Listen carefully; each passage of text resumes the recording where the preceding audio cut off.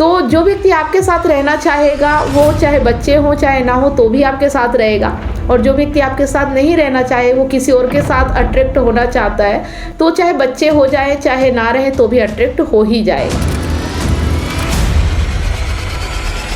चलिए आपके कुछ कमेंट है उनके जवाब देते हैं। सनी जी का कहना है, मैं तो इस मंजस में फंसा हूँ कि औरत तीन बच्चों को छोड़ किसी को कैसे पसंद करेगी। बच्चों को मार गिराए पेट गिराया है फिर भी देख रही है। पत्नी गलती भी करे और माने भी उसमें साथ भी साथ, तब क्या करे यही होगा। छोड़ना चाहिए आपको सलाह, तीन बच्चे भी छोड़े भी नहीं जा रहे, बच्चों का भविष्य खराब हो। मैं मेहनत मजदूरी करने वाला आदमी, मैं उनको जो भविष्य देना चाहता था वह देना चाहता, लेकिन उसको सरकारी नौकरी में कोई लड़का अट्रैक्ट कर रहा है। इसमें सासी मिल कानून के पास जाओ और तारीख पे तारीख लगा रहे हैं। पुरुषों के जीवन और सांगों का वीडियो अच्छा लगता है लेकिन और पर बहुत संघर्ष में। देखिए आपका कुछ कमेंट मुझे समझ में आया और कुछ कमेंट नहीं समझ में आया, लेकिन जितना मुझे समझ में आया है उससे ये समझ में आ रहा है कि आपके 3 बच्चे हैं, इसके बावजूद आपकी पत्नी किसी और की ओर अट्रैक्ट हो रही है, और क्या उसे ऐसा करना चाहिए या नहीं करना चाहिए, कोई कैसे ऐसा कर सकता है। तो देखिए करने वाला तो कुछ भी कर सकता है, जो करने पे आ जाए ना वो कुछ भी कर सकता है, क्योंकि उसे जैसा भी लग रहा है अपने हिसाब से वो जो भी कर रहा है उसे वो सही ही समझता है, उसको लगता है यही सही है और ऐसा ही करना चाहिए।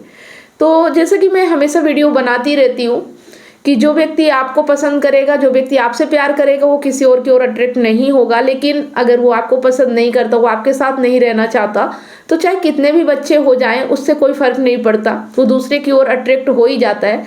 क्योंकि बच्चे होना एक अलग बात है और पति पसंद ना आना एक अलग बात है।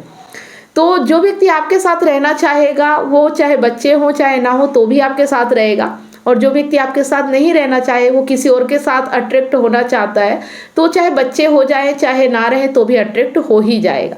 तो समझने वाली बात यह है कि जो व्यक्ति आपको छोड़ के किसी और की ओर अट्रैक्ट हो रहा है तो उसको उसके रास्ते जाने दो, उसके पीछे मत पड़ो, उसके लिए परेशान मत हो।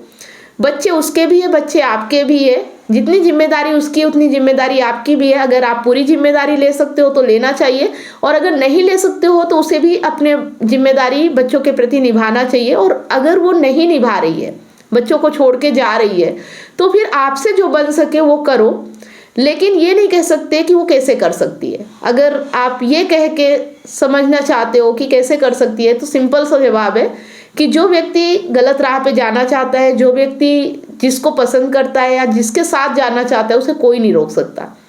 उसे सिर्फ वही रोक सकता है जो खुद कर रहा है। तो ये सोच के ताज्जुब मत मानो, क्योंकि आज का समय ऐसा आ गया है कि ये नॉर्मल सी बात है, ये आम बात हो चुकी है।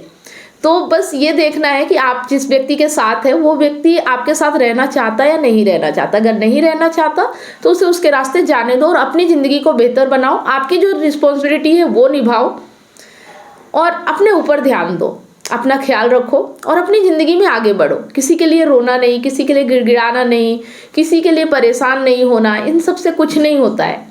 और अगर ऐसा करते रहोगे तो सिर्फ आपकी ज़िंदगी खराब होगी और कुछ नहीं होने वाला, क्योंकि सामने वाले को जो करना है वो करेगा। अगर उसको इतनी ही आपके ऊपर दया आती, तरस आती, प्यार होता, तो वो ऐसा करता ही क्यों? वो कर ही इसीलिए रहा है क्योंकि वो आपकी वैल्यू रिस्पेक्ट नहीं करता, वो आपके साथ रहना नहीं चाहता। उसे कुछ और चाहिए जो लगता है कि उसे बाहर कहीं मिल जाएगा, इसलिए वो बाहर भटक रहा है। जब तक उसे खुद नहीं समझ में आता तब तक उसे कोई नहीं सुधार सकता है। तो बेहतर है कि हम दूसरों को उंगली उठाने की बजाय कि दूसरा ऐसे कैसे कर सकता है, अपनी ओर ध्यान दें, अपनी ज़िंदगी को बेहतर बनाएं। और किसी की यादों में तड़प तड़प के अगर मरना चाहते हो तो आपकी मर्जी है, लेकिन मैं बस यही सलाह दूंगी, किसी से इतना इमोशनली कनेक्ट मत हो जाओ कि आप अपनी ज़िंदगी जीना भूल जाओ।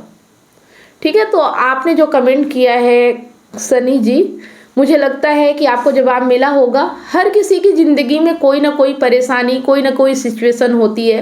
अगर आप रिलेशन में हो, परिवार में हो, तो कुछ ना कुछ तो प्रॉब्लम होगी। आप जैसा सोचोगे, जरूरी नहीं कि आपकी ज़िंदगी, आपके रिश्ते वैसे ही हों, लेकिन आपके रिश्ते, आपकी ज़िंदगी जैसी है उसे एक्सेप्ट कीजिए और उसमें अब आप आगे क्या कर सकते हैं अपने लिए वो एक्शन लीजिए।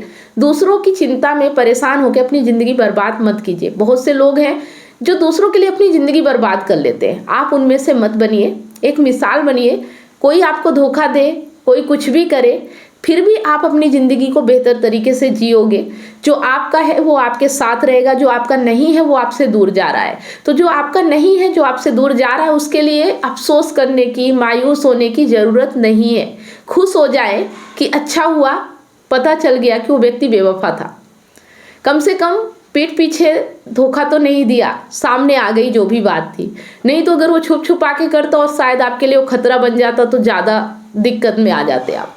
तो जो चीज़ सामने आ गई उसे एक्सेप्ट करो और उसे उसके रास्ते जाने दो। उम्मीद करती हूँ आपको मेरी राय समझ में आई होगी, और अगर आई है तो कमेंट में यस ज़रूर लिखें। और जो भी चीज़ें हैं, अगर आप मुझसे पूरी बात शेयर नहीं कर पाए हैं तो और आप कमेंट के माध्यम से शेयर कर सकते हैं, या तो आप पर्सनल काउंसलिंग भी ले सकते हैं। ठीक है, मिलते हैं नेक्स्ट कमेंट के साथ। धन्यवाद। इतनी सारी काउंसलिंग करने के बाद मुझे रियलाइज हुआ कि लोग अपने रिलेशनशिप और लाइफ से कितने ज्यादा परेशान हैं। जबकि मैंने अपने YouTube चैनल और Facebook पेज पर हजारों वीडियो रिलेशनशिप से रिलेटिव फ्री में डाल रखी हैं, फिर भी लोग पर्सनल काउंसलिंग चाहते हैं। नमस्कार दोस्तों, मैं कमलेश सोनी एक रिलेशनशिप कोच हूँ। 2019 से लेकर आज तक हजारों लोगों को मैंने फोन पर मदद किया है, जो लोग अपने रिलेशनशिप प्रॉब्लम्स को लेकर मुझे कांटेक्ट करते हैं। अब मेरा ये मिशन है, जो लोग रिलेशनशिप प्रॉब्लम्स को लेकर हताश और निराश है, ऐसे लोगों की मैं मदद करूं, ताकि लोग अपने रिलेशनशिप को खुद ही ठीक कर सके और जीवन में हमेशा खुश रहे, ना कि निराशा की ओर आगे बढ़े। जिस तरह से आपको बीमारी ठीक करने के लिए एक्सपर्ट डॉक्टर की जरूरत होती है, वो चेकअप करके आपका इलाज करता है, उसी तरह से आपको एक काउंसलर की जरूरत पड़ती है आपकी एग्जैक्ट प्रॉब्लम को समझकर उसका सलूशन देने के लिए। तो आप दिए गए नंबर पर काउंसलिंग के लिए अपॉइंटमेंट बुक करा सकते हैं।